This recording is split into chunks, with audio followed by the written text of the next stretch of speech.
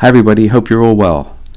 In this adventure I visit Death Valley to photograph the sand dunes and visit the salt pans at Badwater. Death Valley holds the record for the highest recognized temperature on Earth, an incredible 134 degrees Fahrenheit. That's over 56 degrees centigrade. But in the winter and spring it doesn't reach such extreme temperatures. The parking area at Mesquite Sand Dunes is a short 1.5 mile drive from Stovepipe Wells, and I arrived there in the early afternoon to get the lay of the land. My initial plan was to scout the dunes and then head out for some photography in the late afternoon, but I soon realized that I'd need to walk a long way out from the parking area to find some undisturbed areas of dunes to photograph.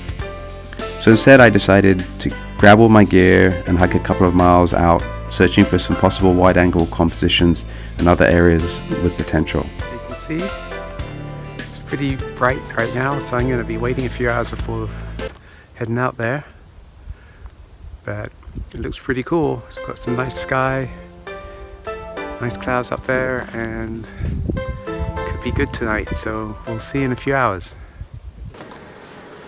Alright, I'm in Mesquite Flat Sand Dunes in Death Valley. I'm just waiting for the sun to get a little bit lower. It's a little bit harsh right now. We had some beautiful clouds earlier today, but it looks like they're fading away, so we'll see what happens later on when the sun starts to drop. I've just finished getting my camera gear ready. I'm having a cup of tea while I wait. I'm going to head out there in a few minutes to look for some compositions, so I'll be taking you guys along with me.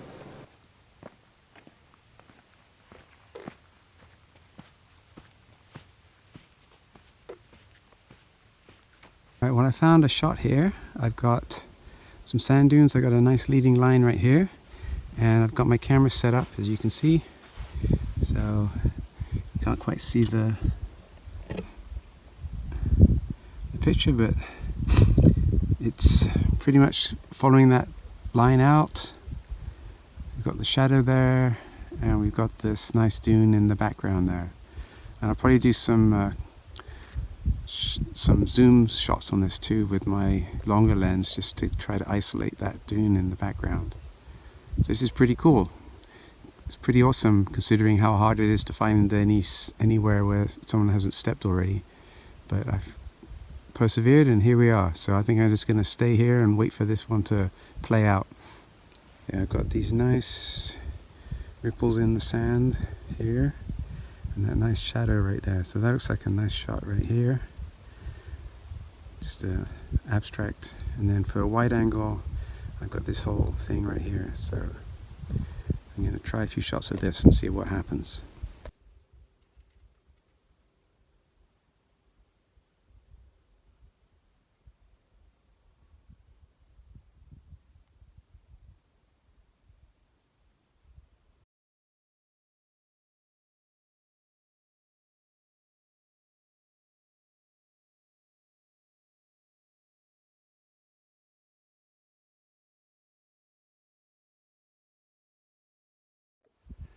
Okay, well, I've just about run out of sunlight here. I've just got the last few minutes of it before it finishes out. As you can see, it's getting pretty low over there, but there's some nice dunes here, so I'm pretty happy with that. I was trying to find some shots down here, but it's a little bit difficult with the footsteps everywhere, so I'm gonna keep on looking for the last few minutes before the sun is completely gone and the shadows are all changed.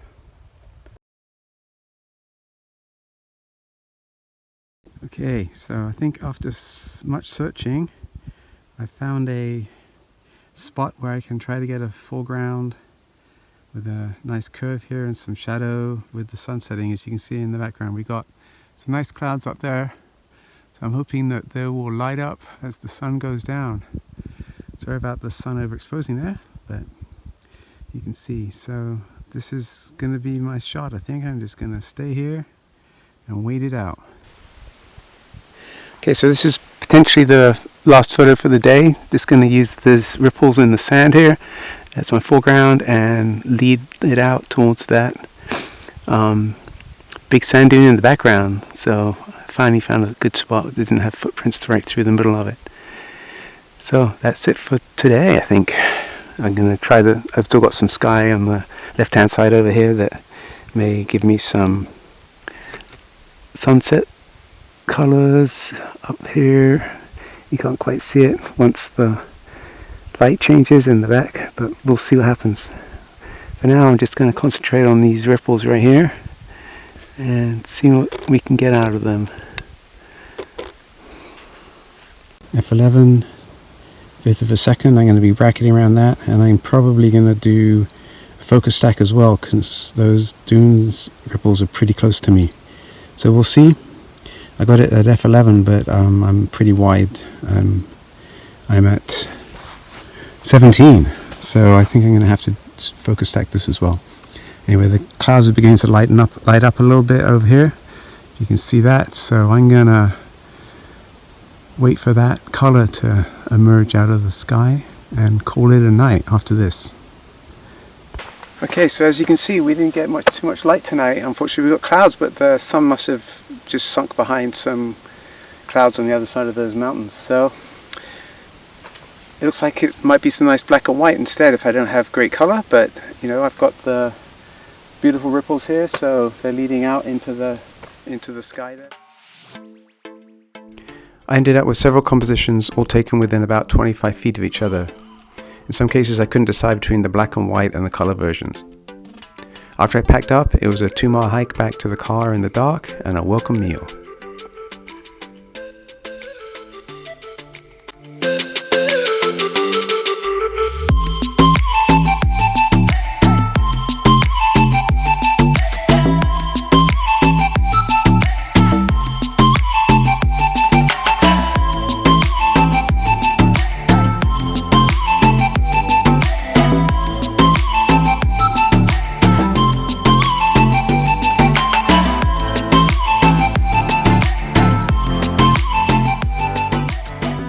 Alright, good morning everybody. This is day 2. I'm out here early. I've hiked about 1.5 miles out into the dunes. These are obviously the main dunes here, so they're gonna be in most of our pictures. There's some clouds over here, so we'll see if they light up a little bit. And we've got some nice soft lights, so I'm gonna look for some compositions and see what we get. I think the sun will be up in a short while. Okay, so I think I've got a shot here. This is my composition. It's just leading out along this line here, up to this ridge, and up there. Somebody just walked into the picture, that's okay. So I got these nice lines of sand, and just try to get that picture.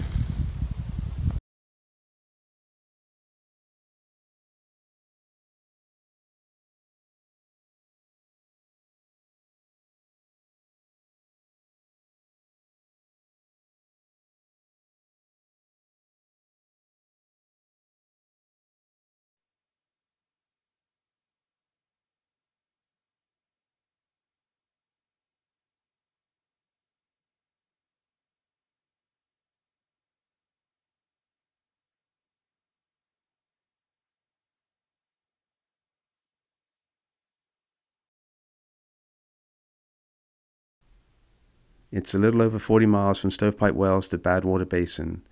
Driving south on Highway 190, you pass through Furnace Creek and then turn right onto Badwater Road. From the parking lot at Badwater Basin, it's a 20 to 30 minute walk out to the Salt Flats along an easy to follow trail. Plan on hiking way past where most people turn around if you want to get to the best area for photography.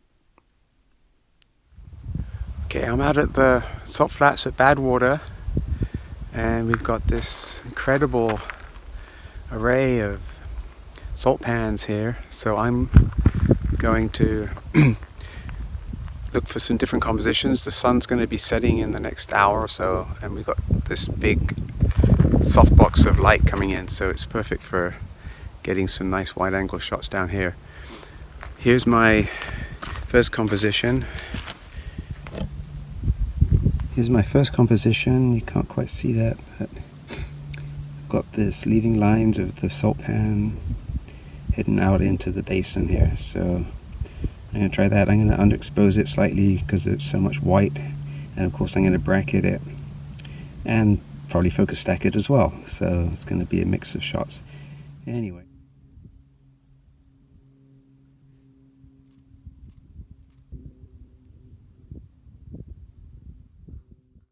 We had some dramatic light as the sun set behind Telescope Peak and the Panamint Range. The sun streaming through the clouds created a spectacular scene. For this image, I did a vertical pano, stitching 4 shots together. 3 shots were focus stacked for the salt pan foreground, and the 4th was taken for the mountain range and sky. They were then stitched together in Photoshop. The other salt pan shots were all focus stacked to maximize sharpness through the images. In each photograph, I used the lines and shapes of the salt pans to lead the viewer through the scene. Alright everybody, great to see you all. I'm back from my trip to Death Valley. I had a great time down there. I was just there for a few days, but it was a lot of fun to get down, be in the sand dunes and do some photography there. It's been a while since I was down in Death Valley. I have a few tips for you from my trip, things to think about while if you're ever going to get out there. Some of these apply to most general photo trips anyway, but just a few things to think about. First thing, as I said in the video, it takes 20 or 30 minutes to get out to the dunes or out to the salt pans, so plan ahead and get out there early and find some compositions and set up, and then you won't be rushing around trying to find something at the last minute as the sun sets. You're not going to do so well if you show up at sunset in the parking lot and try to find a shot straight from there. There just isn't that much right by the parking area. So get out there early and get ahead of the crowd and be ready to take some photographs when the light gets better. The next thing to think about is don't try and have a whole lot of compositions in one place. Try and just find 1 or 2, maybe even just 1, and just set up and get it right and be ready when the light's good. If you try to have 6 or 7 different shots that you want to take in one place, it can be difficult. I mean, in the video I found one spot where there were literally 3 shots that I wanted to take within 20 feet of each other. That was one thing.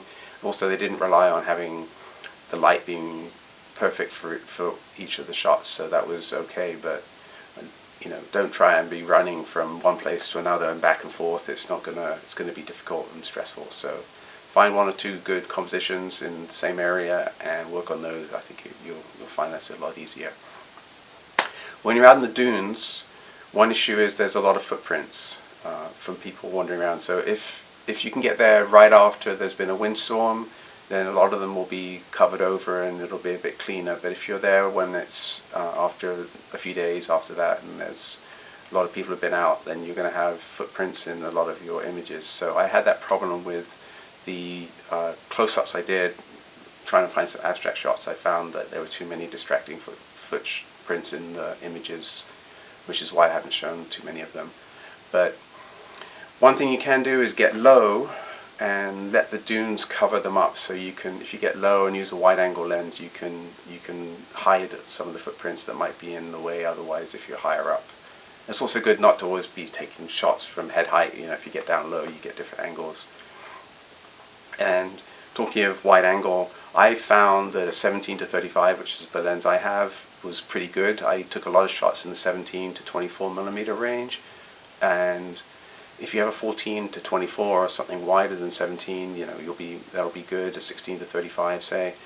But if you only have a 24 or something that's even shorter than that, you may find that some of the compositions you might want aren't going to be there. You can't emphasize the foreground so much with the dunes and that kind of thing. So a good wide-angle lens is really a plus out there. And the salt pans, it's pretty much going to be a wide angle. You might get some close-up macro shots of some of the formations, but for the most part you're going to be taking sort of a wide vista type of shot. So definitely plan on having a wide angle there, or else you have to do a pano shot and stitch it all together. The lenses, as I said, a 70 to 35 was what I used, and then for a longer lens, a 70 to 200 is good. In the dunes you might sometimes find a 300 even would work, but 70 to 200 was good, and you can always crop it if you need to get a little bit tighter of a shot than you can get with the 200. But that should be good. 200 is plenty for me. Also, I found it was really dusty. I didn't want to change my lenses out in the dunes. It was dusty, and at the salt pans it was dusty down at Badwater. The wind was blowing one night and you could feel the dust hitting you. So don't be trying to change your lenses out there. It's better to have 2 cameras, one's got my wide angle, one's got my zoom, if you can do that, and then you don't have to deal with getting dust in your camera and that kind of thing. Shooting in the blue hour was also a lot of fun, because you get this sort of nice ethereal glow from the pinks and the blues and the dunes. Badwater, the night I was there, there wasn't really a blue hour so much. The clouds were a little bit blue, but it wasn't so nice as in the dunes. But definitely stay out after the sun sets, and you might find some nice abstracts and nice colors that you can shoot as well. So don't pack up the minute the sun drops behind the hills. If you're a black and white shooter, the dunes and the salt pans are really good as well, because there's so many interesting formations, interesting shadows, kind of abstract shots you get, kind of like this.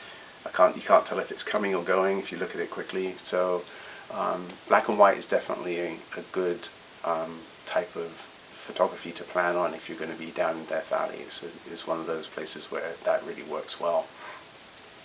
And the last thing to think about when you're in Death Valley is you've got to have an emergency plan. If you are prepared, that's good. You don't want to be going out in the dunes by yourself too far, or just anywhere really, without having some kind of an emergency plan. I found that there wasn't much cell phone coverage. There's cell phone coverage, but it's not everywhere. So you don't want to plan on your cell phone being your emergency. You want to have something else. I actually use a Garmin InReach, one of these little guys. I carry it with me wherever I go.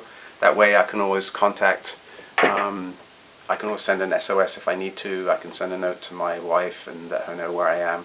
And if you have a contact plan, just say I'm going to get in touch with you at 7 o'clock or 9 o'clock at night or whatever time it is, then they know that you should be checking in. If you don't check in and you haven't checked in later, then somebody can alert the authorities if you need that. So have an emergency plan, carry some water, carry some food, and have some kind of a warm clothing or something just in case you need. Be prepared, have some kind of plan. That's always a good thing. Even if you're with a couple of people, you don't want to have any emergency issues out there. So alright, that's it for today. Thanks for watching the video. I hope you enjoyed it. If you have any comments on the images or whatever your favorite image is, put it in the comment section below, and I'll see you in the next episode. Thanks for watching.